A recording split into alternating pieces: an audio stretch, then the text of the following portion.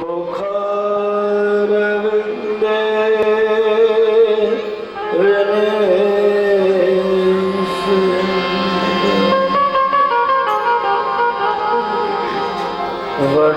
वटस्य पत्रस्य पुटेशयानम्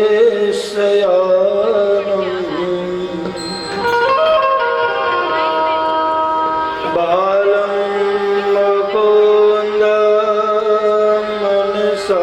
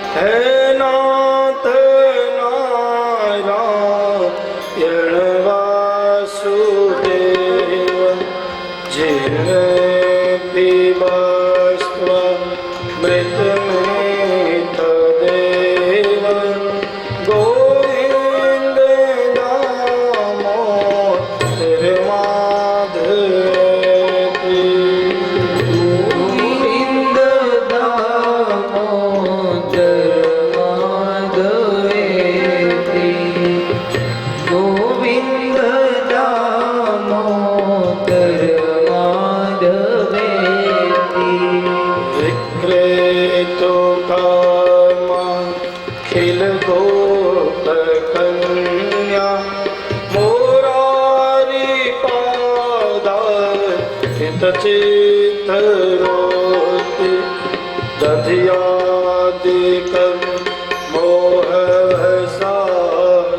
मोहवसादवोचत् गोविन्द दामोदर माधवेति गोविन्द दामोदर माधवेति गोविन्द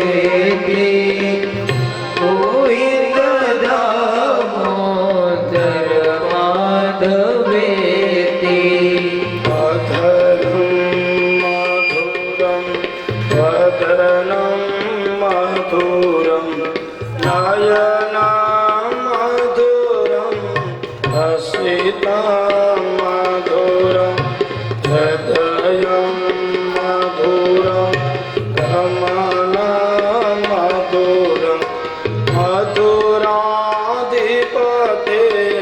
अखिलं मधुराधिपते अखिलं मधुरं मधुराधिपते अखिलं मधुरं वचनं मधुरं चरितं मधुरं दर्शनं मधुरं चरितं मधुरं चरितं मधुरं रमितं मधुरं मधुराधिपते अखिलं मधुरं मधुराधिपते अखिलं मधुरं मधुराधिपते अखिलं मधुरम्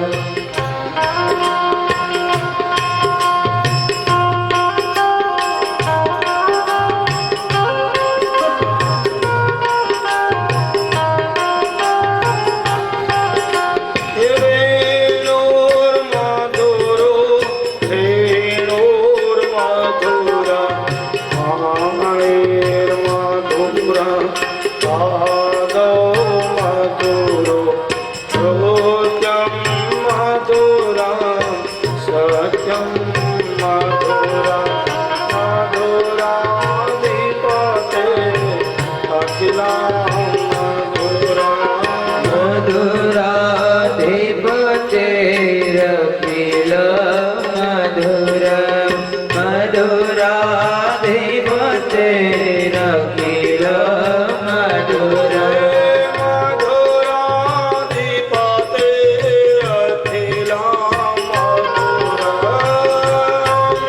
मधुराधिपते अखिलं मधुरं मधुराधिपते अखिलं मधुरं कृष्ण राधा वर गोकुलेश गोपाल गोवर्धननाथ जीवस्व मृत में तदेव गोविंद नाम माधवती गोविन्द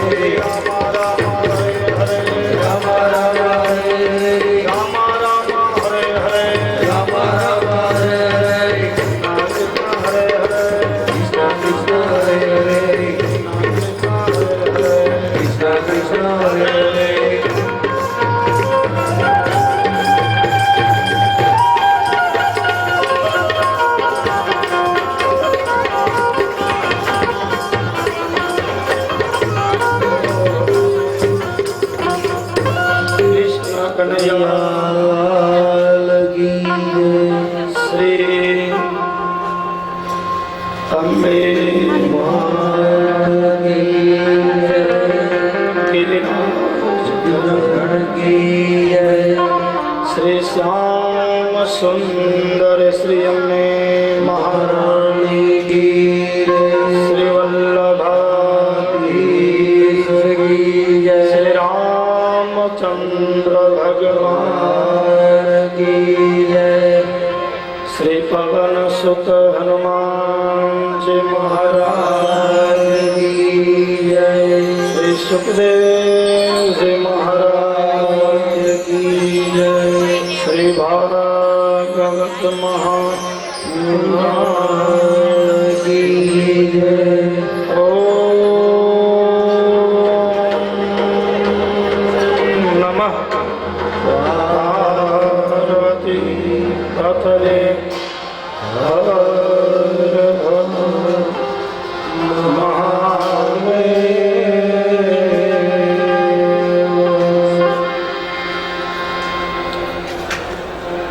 आइए इस व्रजभूमि के पावन पटांगण में और जय अम्बे महिला मंडल के इस आयोजन में बहुत ही भाव से जय अम्बे महिला मंडल मुख्य यजमान भक्तिराम चैरिटेबल ट्रस्ट आप सभी का हार्दिक स्वागत करते हैं और इस व्यासपीठ से आप सभी को मेरा बहुत ही भावपूर्वक जय श्री कृष्ण जय श्री कृष्ण जय श्री कृष्ण। सगळे आलेले भक्तजन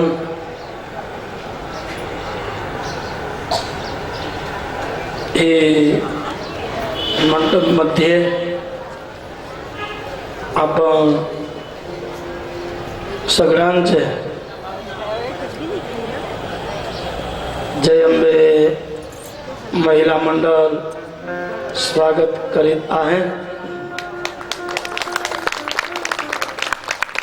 उद्या खूप भावाने श्रद्धाने इकडे श्रीकृष्ण आणि रुक्मिणी यांचे लग्न आपण सगळ्यांनी बघितले, मानले।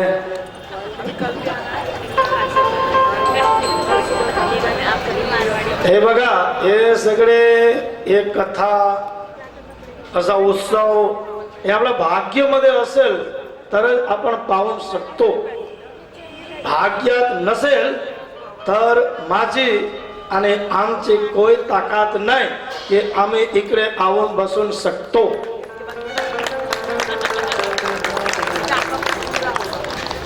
हे सगळे आपल्याला आपल्या भाग्यामध्ये नाही। आता बघा तुम्ही घरी किती काम असतं, मुला मुलीला स्कूलला, आपला जे नवरा असेल, आपला पती असेल, त्यांना ऑफिसमध्ये जायचा, त्याचा जेवण बनायचे, हे सगळे आता 11 वाजता 10 वाजता आम्ही इकडे येऊ शकते का?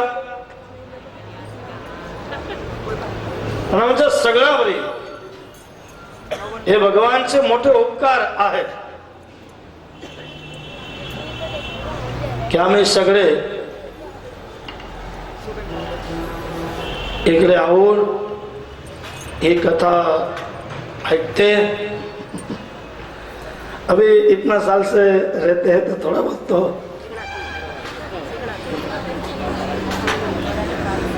तो कल बहुत ही धामधूम से हमारे पाटिल परिवार के वहाँ से बारात आई और हम सब ने इस बारात वासियों का स्वागत किया।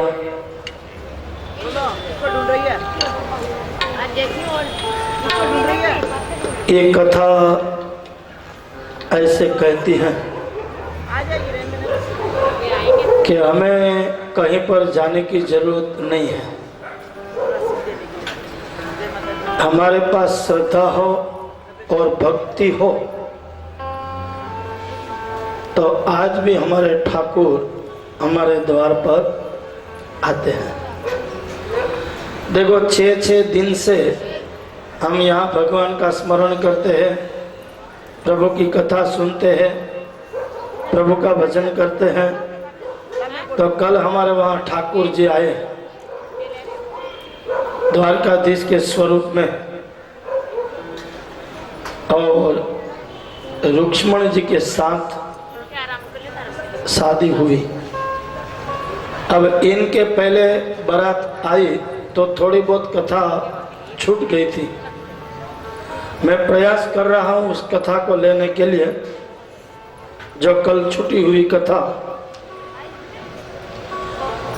अक्रूर महाराज जब गोकुल में आए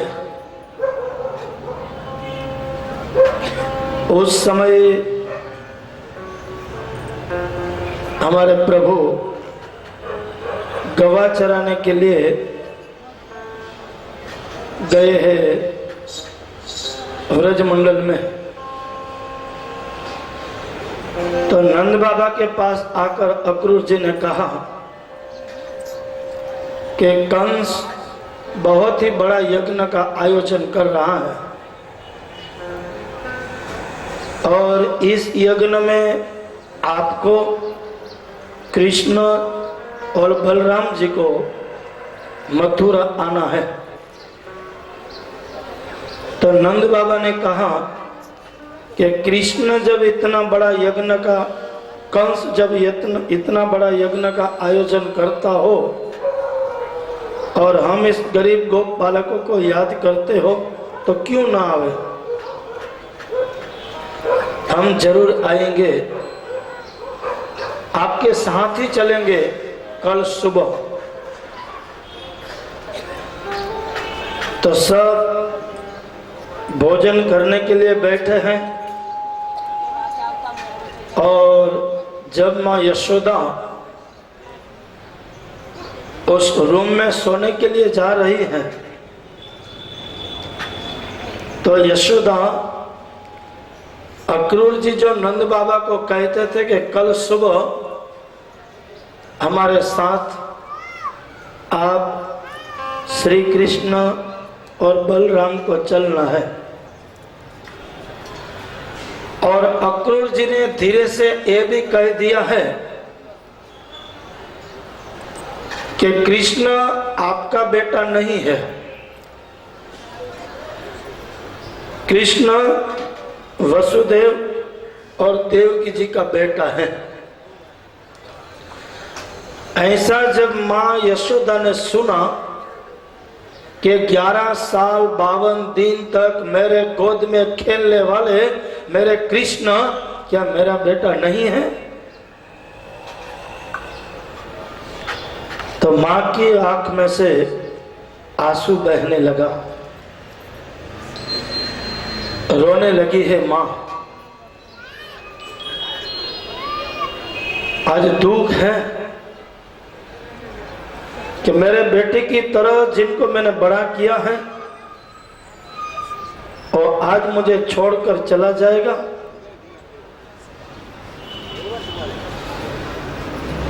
यशोदा की आंख में आंसू बहने लगे।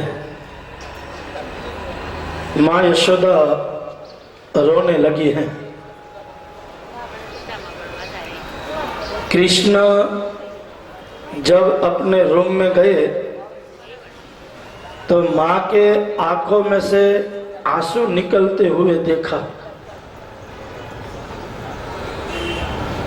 यशोदा के उस आंसुओं को पूछकर कृष्ण ने कहा कि माँ क्यों रो रही हो,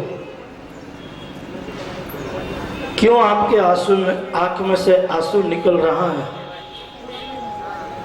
क्यों रोती हो माँ।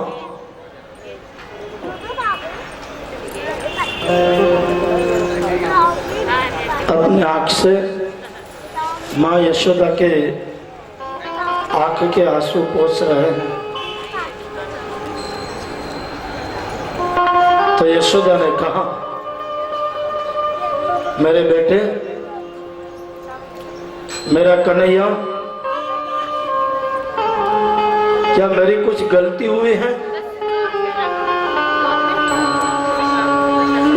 या मैंने जो प्रेम किया है, मैंने जो ममता दी है, उस ममता में कोई गलती हुई है कि प्रभु आप मुझे छोड़कर आप मथुरा जा रहे हो। माँ की आंख में से आंसू निकलते हुए श्री कृष्ण प्रभु ने आंख हाथ से पोंछते हुए कहा कि माँ रामावतार की बात को याद कर। रामावतार में आप कई थी और मैं राम था। 14 साल का जब वनवास पूरा हुआ तो पहले ही मैं आके तेरे चरणों में वंदन किया, तभी तूने मुझे कहा था ना कि मेरे राम एक बार मेरी कुख से जन्म लो तो मैं जगत को ये बता दूं कि माँ और बेटे का प्रेम कैसा होना चाहिए, माँ की ममता कैसी होनी चाहिए, माँ का हेत कैसा होना चाहिए, माँ का प्रेम कैसा होना चाहिए। अरे बेटा एक दिन नहीं खाना खाएगा तो माँ की आंखों में से आंसू की धाराएं निकल पड़ेगी, कहेगी आज मेरा बेटा ने खाना क्यों नहीं खाया।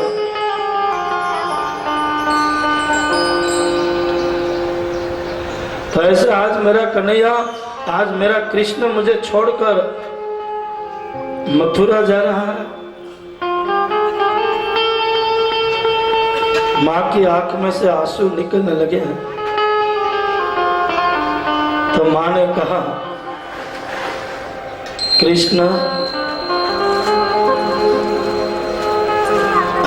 कब आओगे मेरे हाथ के गोरस खाने के लिए? कृष्ण कब आओगे मेरे गोद में बैठने के लिए?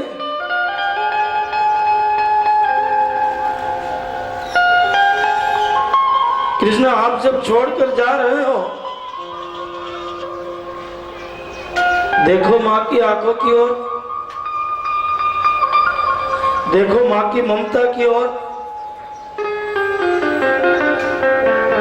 तो कृष्ण ने कहा कि माँ, मुझे जो काम करने के लिए जाना है ना मथुरा में, और जैसा ही काम पूरा होगा तो मैं वापस गोकुल आ जाऊंगा माँ, और आकर तेरा हाथ का मैं गोरस खाऊंगा।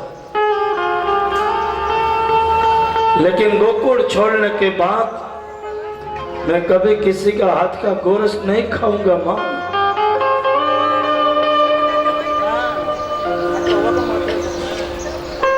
और मेरे सामने कोई गोरस रखेगा, मेरे सामने कोई माखन रखेगा, तो उस थाल को मैं हाथ से हटाकर वहां से खड़ा हो जाऊंगा, क्योंकि गोरस के सामने देखूंगा तो मुझे तेरा प्रेम याद आएगा माँ, मुझे तेरी गोद याद आएगी माँ, मुझे तेरी ममता याद आएगी।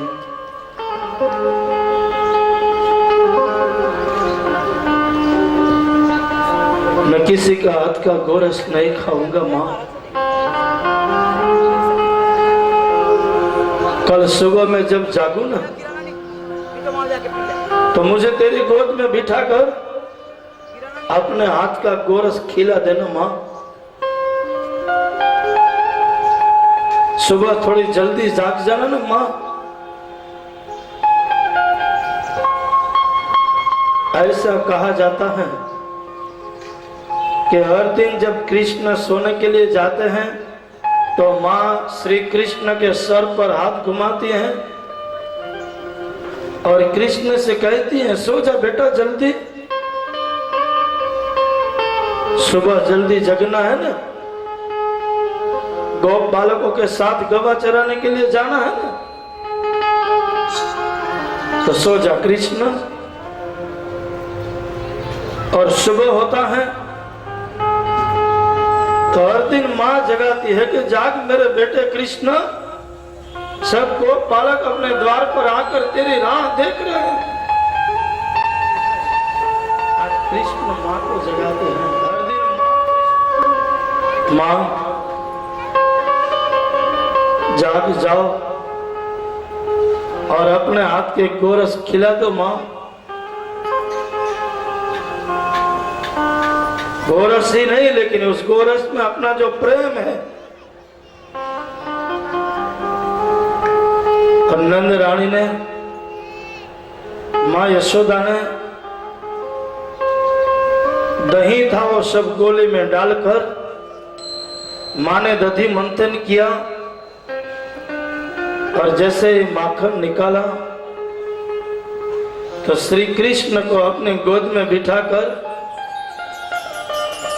माँ आंखों में से आंसू गिरा रही है और हाथ से माखन खिला रही है और कृष्ण से कहा कि कृष्ण आप मेरी एक बात सुनोगे? कहो न माँ, क्या बात है? कृष्ण आज तक मुझे पता नहीं था कि आप मेरे बेटे नहीं हो, लेकिन कल रात मैंने अक्रूर के पास से ऐसा सुना है, क्या आप मेरे बेटे नहीं हो? क्या आप मेरे लालन नहीं हो? क्या आप मेरे कृष्ण नहीं हो?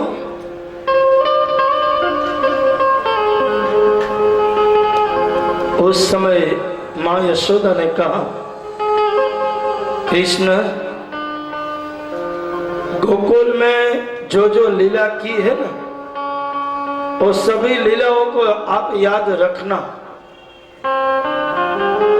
मेरे कान्हा, मेरे गोपाल, मैंने जो जो लीला आपने इस गोकुल में की है उनको याद रखना। लेकिन एक लीला को भूल जाना।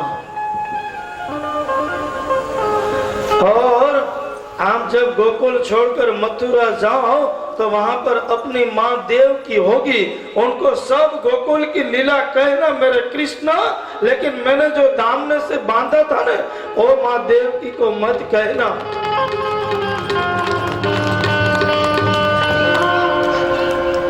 और सब लीला उस गोकुल की माँ देव की को कह देना मेरे कृष्णा। तभी कृष्ण ने कहा कि माँ, गोकुल की सब लीलाओं को भूल जाऊंगा, माँ देव की को गोकुल की और कोई लीला नहीं कहूंगा, लेकिन तूने जो मुझे दामने से बांधा था ना माँ, वो बात मैं जरूर कहूंगा। क्यों कि जगत में एक देव यशोदा का प्रेम था जो मुझे बांध सकी, बाकी जगत में किसी की ताकत नहीं है कृष्ण को कोई बांध सके।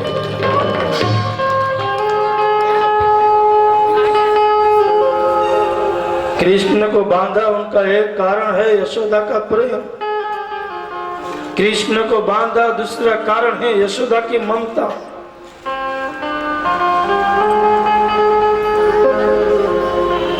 तो सभी लीला आप जाकर मां देवकी से कहना मेरे ठाकुर। लेकिन मैंने जब दामने से बांधा हुआ था ना, वो बात मत कहना। तो माँ यशोदा की आंख में से आंसू गिर रहे हैं। जैसे हमारे प्रभु उस नंदालय के द्वार पर आए तो उस दरवाजे के ऊपर एक गोपिका रो रही है। गोपिकाओं के आंख में आंसू गिर रहा है, गोपालकों के आंख में आंसू गिर रहा है। तब गोपियों ने कहा कि मेरे ठाकुर, जब हमें छोड़कर जाना ही था तो क्यों इतना प्रेम दिया मेरे कृष्ण। जब हमें छोड़कर जाना ही था तो फिर क्यों पूतना से हमारी रक्षा की।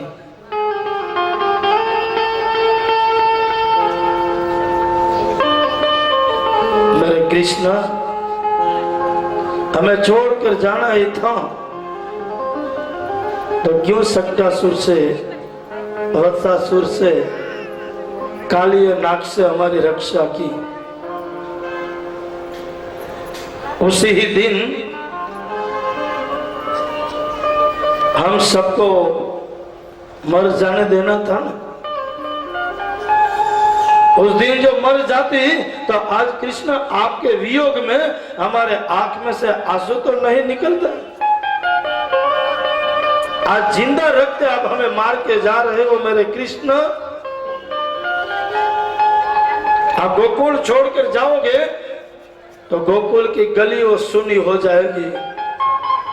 जो गोकुल में पूरा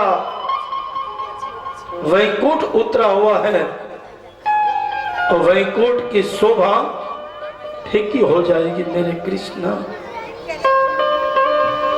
तो गोपियों से कृष्ण ने क्या कहा? गोपियों से कृष्ण ने कहा, गोपिकाओं सुनो मेरी बात को। द्वारिका, डाकोर और मथुरा, द्वारिका, डाकोर और मथुरा ये तीनों मेरे कपड़े हैं अंग के। द्वारिका, डाकोर और मथुरा ये तो मेरे अंग के कपड़े हैं। कपड़े जैसे मेले हो गए हैं उनको उतार कर धोने में डाल देना पड़ता है, लेकिन जो गोकुल है वो तो मेरा हृदय है। बात गोकुल के प्रेम को, गोकुल की भक्ति को मैंने मेरे हृदय में रखा हुआ है। गोकुल मेरा हृदय है। कैसे भूलूंगा मैं आपकी भक्ति को, कैसे भूलूंगा मैं आपके प्रेम को। जो अपने घर में आकर आप मुझे प्रेम से माखन खिलाती थी, वो कैसे भूल सकता हूं मैं। गोपिका गौशाला में आते हैं तो गायों की आंख में से आंसू गिर रहे हैं। यमुना जी के किनारे पर आए तो राधिका रो रही है। राधिका ने प्रभु ने काली कामली दी हुई है और जो बंसी बजाई थी गोकुल व्रज वृंदावन में, वो बंसी दी है और कहा, राधिका जब मेरी याद आ जावे तब आप जरूर से इस काली कामली में और इस बंसी में आप मेरे दर्शन कर लेना। ऐसे राधा को वचन दिए, मैं इसी कामली में और इसी बंसी में मैं प्रकट होगा।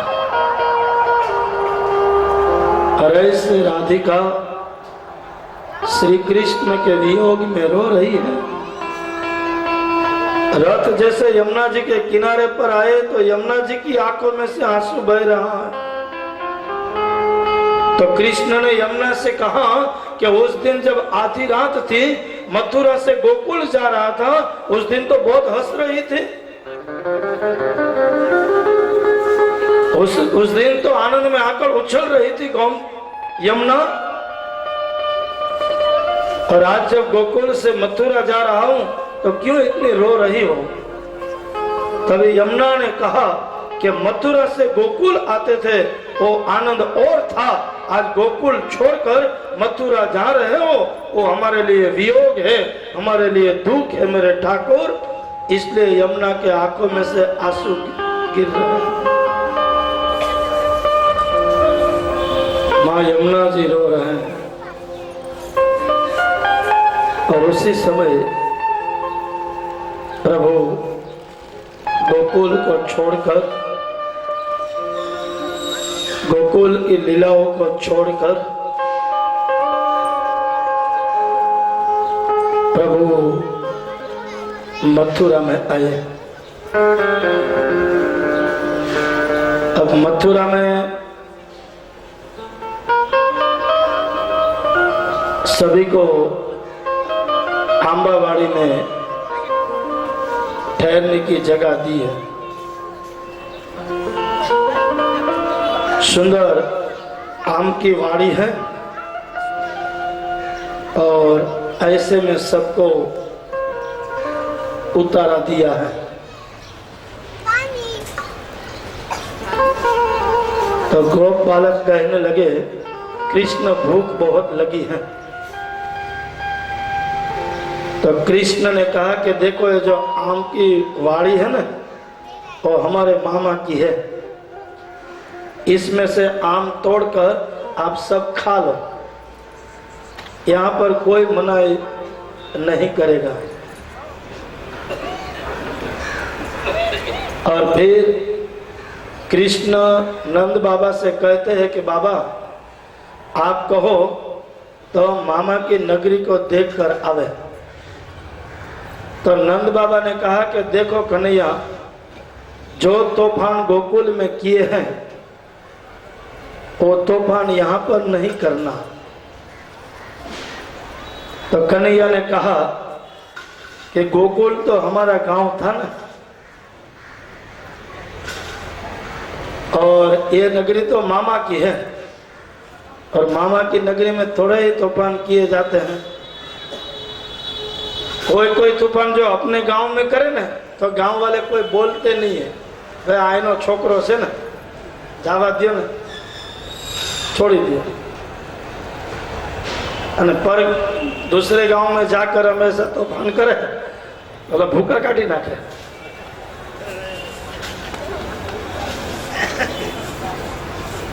तो कहा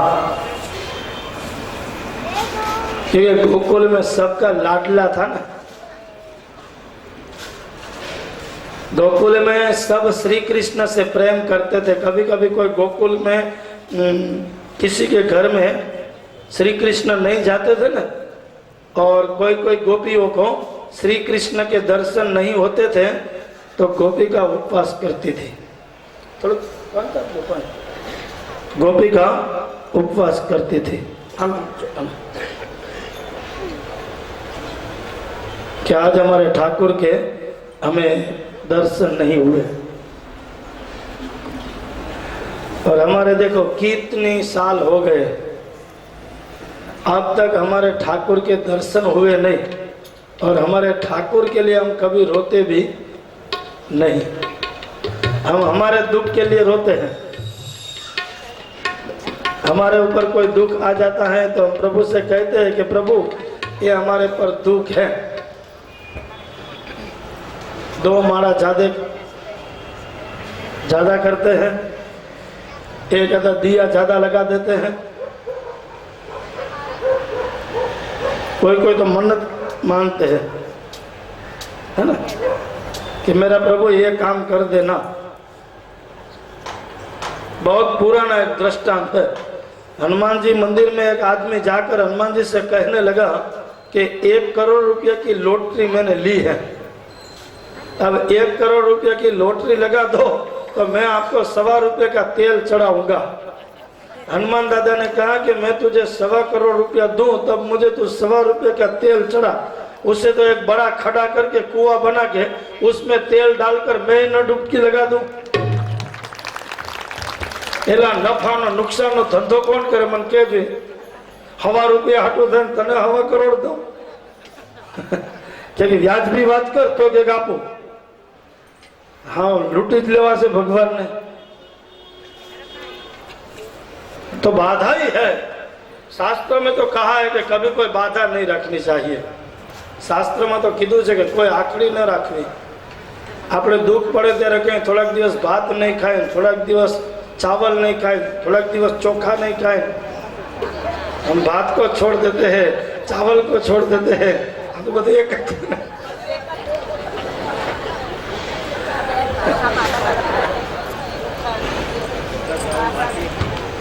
जो ये भगवान को बांधा है कि आप पहले मेरे काम कर दो, फिर मैं भात खाऊंगा, चावल खाऊंगा, चोखा खाऊंगा।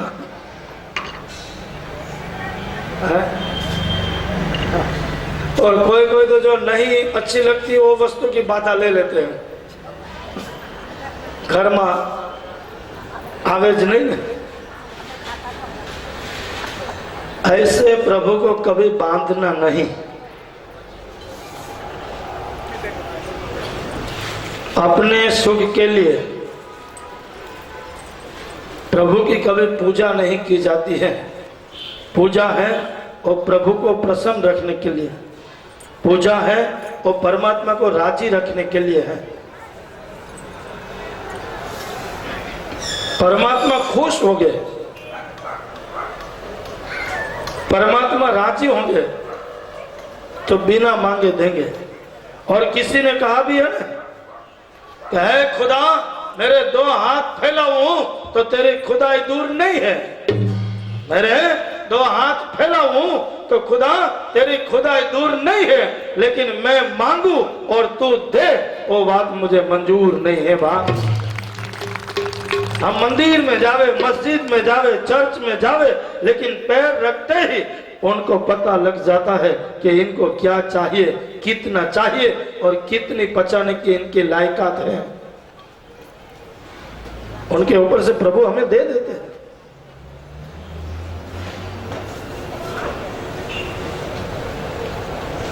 तो मैंने जो गोकुल में तूफान किए हैं वो यहाँ पर नहीं करूंगा। और जब मामा की नगरी देखने के लिए जाते हैं तभी बड़े भैया बलराम जी कहते हैं कि कृष्ण मैं भी तेरे साथ चलूं। कृष्ण मैं भी तुमच्या बरोबर येतो असं सांगितले मोठा भाऊ बलराम। मैं भी तुझे बरोबर येतो। तो कृष्ण ने मना केला कि तुम्हें मोठे आहे, आप यहाँ बाबा की रक्षा करो, बाबा के पास रहो, और मैं इस गोप बालकों को लेकर मैं जा रहा हूँ मथुरा नगरी देखने के लिए। तो बड़े भैया ने कहा बलराम जी ने कि मैं तेरे साथ आऊं, उसमें तुझे क्या तकलीफ है? मैं तेरे साथ चलो, उसमें तुझे तकलीफ क्या है, क्या दुख है? नहीं नहीं भैया, कोई दुख की बात नहीं है, लेकिन देखो ये नगरी में पहली बार आए हैं और बाबा यहाँ अकेले रहे, वो थोड़ा बरोबर मुझे नहीं लग रहा है। आपको नगरी देखने के लिए जाना है तो फिर मैं बाबा के पास रहूं। श्री कृष्ण ने कहा कि बड़े भैया जो साथ में होंगे तो जो लीला मथुरा में करनी है वो लीला सही से होगी नहीं, उनकी मर्यादा रखनी पड़ेगी। माझ्या बरोबर मोठे भाऊ असेल तर जो लीला मथुरामध्ये करायची आहे तो लीला माझ्याशी होणार नाही, त्यामुळे तुम्ही बाबाकडे तिकडे राहा आणि मी हे गोपालकाला घेऊन मामाची नगरी बघ देखने को जाता हूं।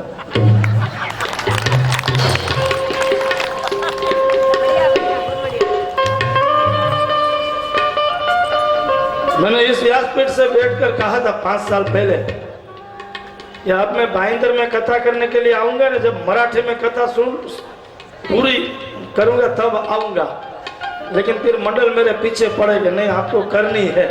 फिर बाबा जब मंडल को लेकर आए तो फिर मुझसे रहा नहीं गया। नहीं इस बार मैंने अगली साल 5 साल पहले कहा था कि मैं पूरी कथा मराठी में पढ़ूंगा, लेकिन अभी दिन है, गए नहीं है, वापस देखा जाएगा कभी, तभी आऊंगा तो पूरा मराठी में बोलूंगा, थोड़ी प्रैक्टिस करता हूँ।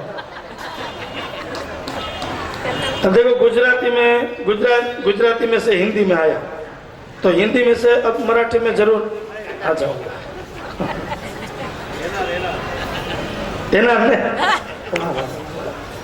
बघा मराठी माणूस आपला समोर बसलेला आहे आणि त्याने असं, कारण की महाराष्ट्रीयन भाषा महाराष्ट्रामध्ये आपण राहते तो थोड़ी थोड़ी जरूर महाराष्ट्रीयन भाषा आईली पाहिजे।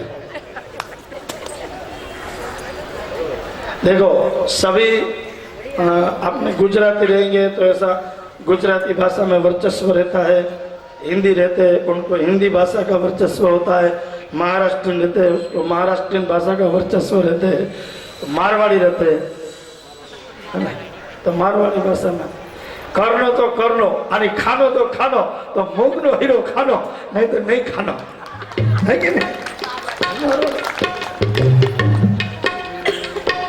आणि मारवाड़ी मध्ये अटे वटे आवड़ी गयो।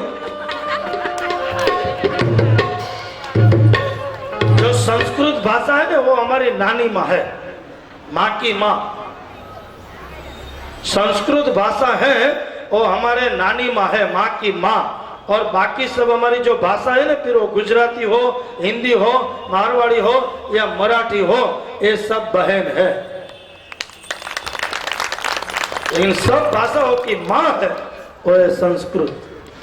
फिर इंग्लिश तो बाहर से आई, लेकिन आज हम उनके ऊपर ज्यादा प्रेम करते हैं, वर्चस्व इंग्लिश का। हमारे बेटे को हम गुजराती में नहीं पढ़ाएंगे, हमारे बेटे को हम महाराष्ट्रीयन में नहीं पढ़ाएंगे, हमारे बेटे को हम मारवाड़ी में नहीं पढ़ाएंगे। मेरे बेटे को इंग्लिश आना चाहिए, वो आज इंग्लिश अपने सामने बोलेगा, कल बड़ा होकर फिर बोलेगा अब मम्मी पापा मुझे अच्छा नहीं लगता यार, ये इंग्लिश है। नहीं कोई कोई कहते ना डैडी मम्मी मॉम, लेकिन कल हमारे बाबा ने कहा कि माँ,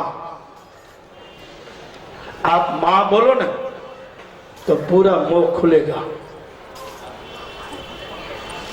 और एक माँ को बोलने के लिए हमें पूरा मुंह खोलना होगा। और माँ ही ऐसी है, कैसी त्याग की मूर्ति है कि जन्म देती है बालक को, लेकिन कभी भी अपने पीछे बालक के पीछे अपना नाम नहीं लगाती है,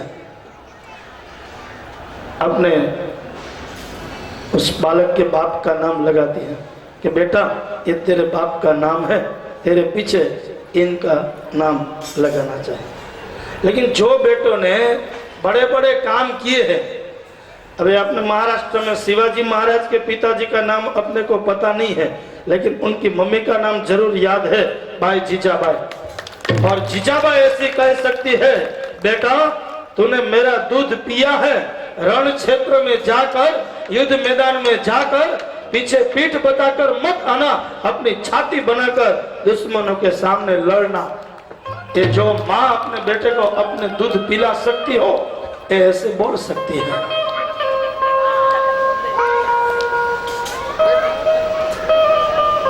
क्योंकि वो माँ को अपने दूध पे विश्वास है, वो माँ को अपने दूध पे भरोसा है। और आज निकल गए बोतल, कैसे भरोसा रहेगा? जो जो बेटा ने अच्छे काम किए हैं, उनके पीछे माँ के नाम लगा है, वो माँ के नाम से पहचाना जाता है। ऐसे बात श्री कृष्ण ने कहा, बड़े भैया आप बाबा के पास रहो और हम सब मिलकर नगरी देखने के लिए जाते हैं।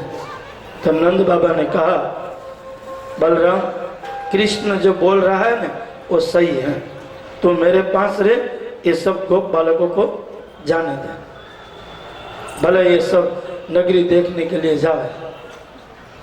तो जैसे ही मथुरा में प्रवेश किया, ऐसे सबसे पहले मुहूर्त में प्रवेश, गेट में प्रवेश करने में, उद्घाटन में सबसे पहले धोबी मिला। अब श्री कृष्ण ने कहा, अरे ओ धोबी यहाँ आ, यहाँ आ, मैं रामा अवतार से तेरी राह देख रहा हूं। आणि बरोबर गेट मध्ये प्रवेश केला ना, तूच समोर मिळाला का? बरोबर गेट मध्ये प्रवेश केला, तू झाला का? बरोबर रामा अवतार थे तने, तुझे मैं ढूंढ रहा हूं। आज बरोबर मेरे सामने आया। रामा अवतार में तो मुझे मर्यादा में रहना पड़ता था, क्योंकि राम की मर्यादा बहुत बड़ी है। हमें मर्यादा सीखनी है तो दो लोगों के पास मर्यादा सीखने को मिलता है। एक मर्यादा सीखनी हो तो समुद्र के किनारे पर जाकर बैठे, इतने उछलते हुए मौजा आएगा, लेकिन अपने किनारे पर आने के बाद वो तरंग सब शांत हो जाएगी। समुद्र कहता है कि मेरी मर्यादा है, ये मेरी सीमा है, इनको मैं ओढ़ नहीं सकता हूं। और दूसरे प्रभु श्री राम मर्यादा मूर्ति है, इनके पास से हमें मर्यादा मिलती है। तो प्रभु ने कहा कि रामा अवतार में मैं मर्यादा पुरुषोत्तम था, इसलिए तेरे कहने पर मैंने सीता जी को वन में भेजा। क्योंकि धोबी जब हमारे प्रभु श्री राम अवध में नगर चर्चा करने के लिए निकले हैं, नगर देखने के लिए निकले हैं, उस समय एक धोबी और धोबा पति पत्नी का झगड़ा चल रहा था। तो धोबी ने कहा कि मैं राम जैसा नहीं हूं कि राम ने सीता जी को अपने वापस रखा, मैं तुझे वापस नहीं रखूंगा। ऐसे धोबी ने सही किया, बोला भी सही कि मैं राम जैसा नहीं हूं, सही बात है। कहाँ अवध का धोबी और कहाँ हमारे जगत के नाथ बाप, उनके जैसा हो ही नहीं सकता है। इनकी विचारधारा है।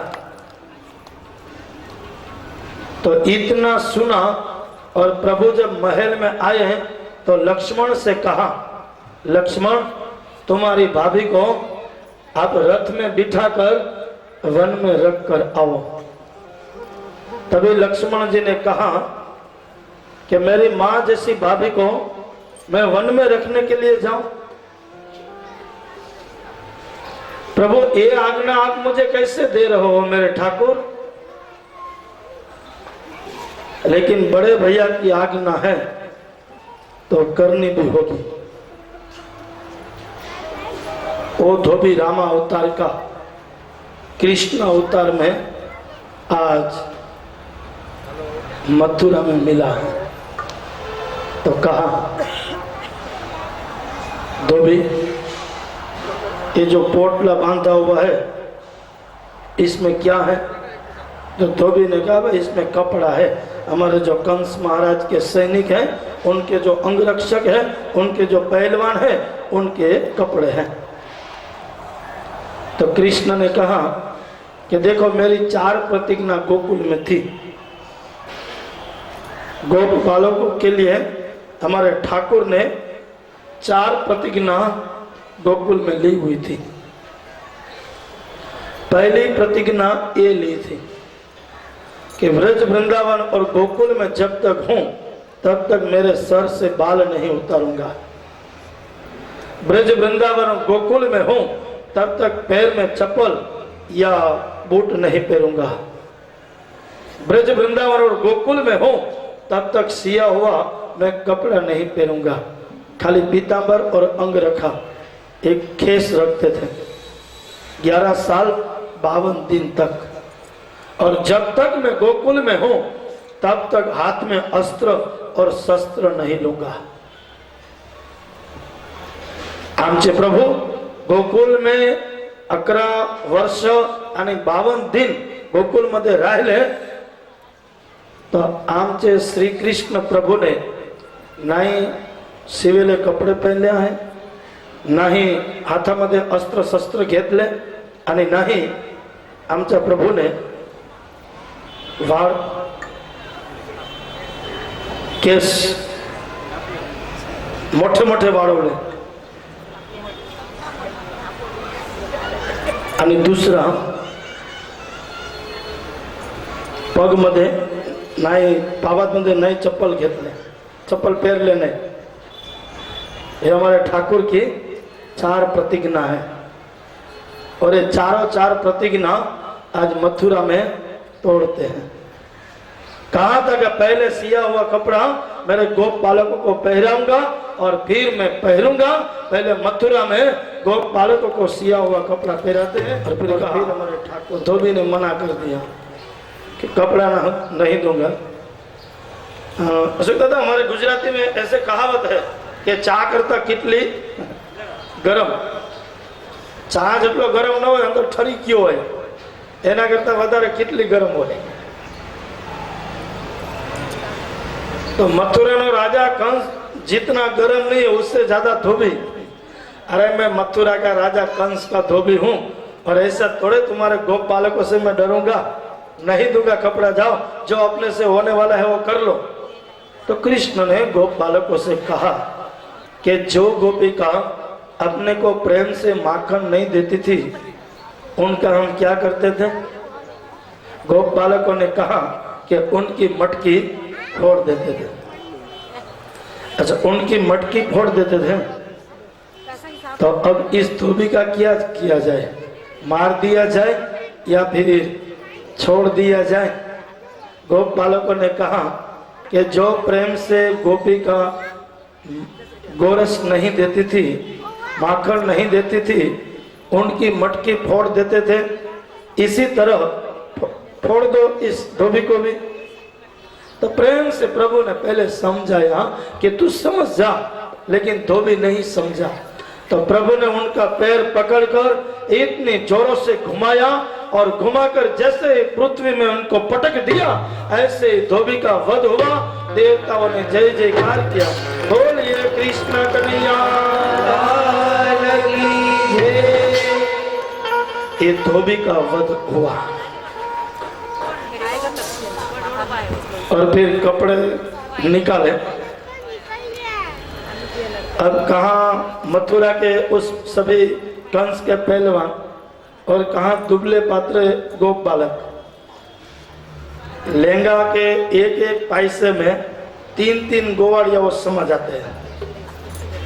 तो कृष्ण ने कहा कि भाई मामा की नगरी है और ऐसी मामा की नगरी में ऐसे कपड़े पहनकर जाएंगे तो लोग अपनी मस्करी करेंगे कि गोकुल में क्या ऐसा दर्जी था, क्या ऐसे कपड़ा सीकर दिया है, तो लोग मस्करी करेंगे। कृष्ण ने कहा कि यहाँ कोई दर्जी भाई की दुकान है तो वहां हम जावे। तो सामने दर्जी भाई की दुकान थी और धोबी को मारा।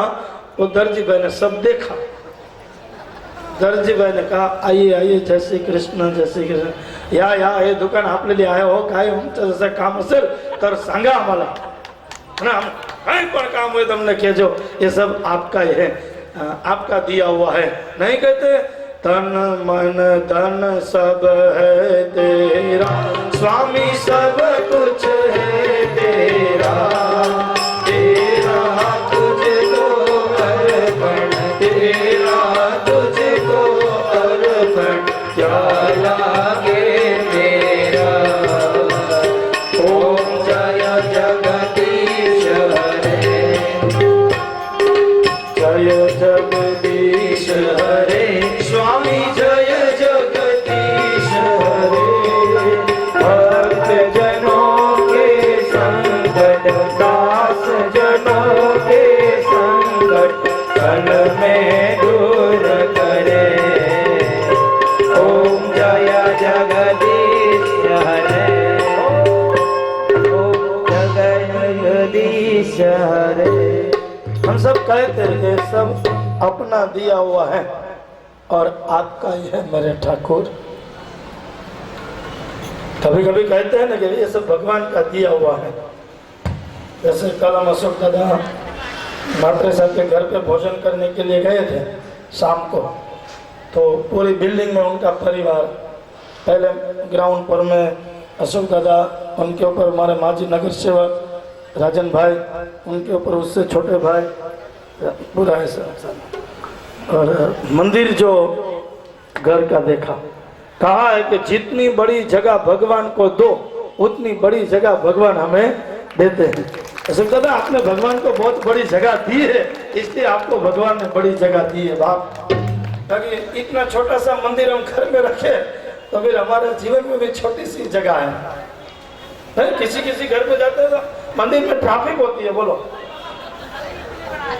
और फिर लग कहते कि शास्त्री जी पूजा करने में मन नहीं लगता है, क्या कि मन लगे।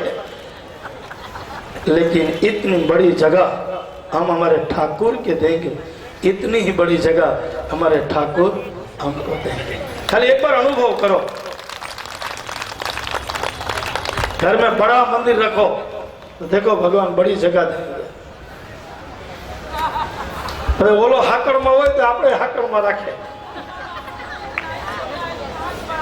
अरे हो जाएगा। मन बड़ा तो सब बड़ा। नहीं तो जाके आओ कभी अपना रमन रेती में, और वहां पर एक बंगला बनाना।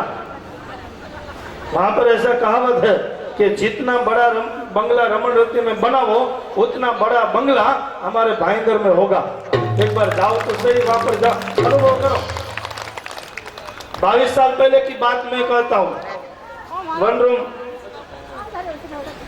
किचन और एक रूम, मेरे खुद को एक किचन था और एक रूम थी खोली छोटी ग्राउंड फ्लोर में। 22 साल निकाले, लेकिन उसमें जितने लोग आते थे ना वो खोली बड़ी होती जाती थी। 70 लोग इसमें ठहरे हुए थे हमारे उस नीचे। फिर हम गोकुल में गए और वहाँ की चोबा जी ने कहा कि यहाँ पर एक मकान बनाओ, तो मैंने कहा कि 1 बेडरूम का एक फ्लैट बनाओ, देखे तो सही होगा कि नहीं। और ऐसे बनाया तो मुंबई में 1 बेडरूम हॉल का एक किचन 3रे माले पर हुआ। फिर दूसरी बार गया तो ऐसा लगा एक टेरेस हो, टेरेस के ऊपर एक झूला हो और झूले के ऊपर शास्त्री जी झूलते हो, ऐसी इच्छा थी। तो वापस रमन रेती में जाने को हुआ और अच्छा सा टेरेस बनाया, 2000 फुट की जगह बनाई। आज प्रभु की कृपा से नीचे और ऊपर दोनों हो गए।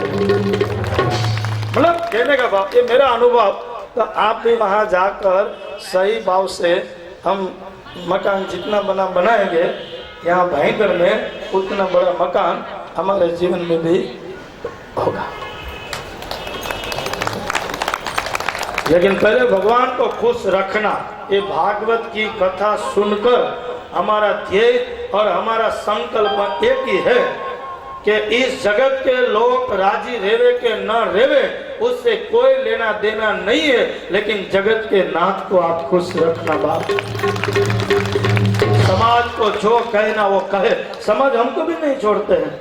हम भी निकलते हैं तो क्या कहते हैं, देखो बड़े बड़े तिलक वाला जा रहा है, कपाल छोटा और तिलक बड़ा। અને કોઈ કોઈ તો એમ કે ચોખા ઘીના લાડવા જાય એરા ખવડાવે અમારા યજમાન અને ખાય અમે, એમાં પેટમાં તને કાં દુખે એના કરતા હકડો બે ને ખવડાવી ન હકત તો વાંધો નહીં, પણ જે ખવડાવે છે એ જોઈને તો રાજી થા બાપ. ઘણા આવા દેખો બડા તિલક જા રહા હૈ.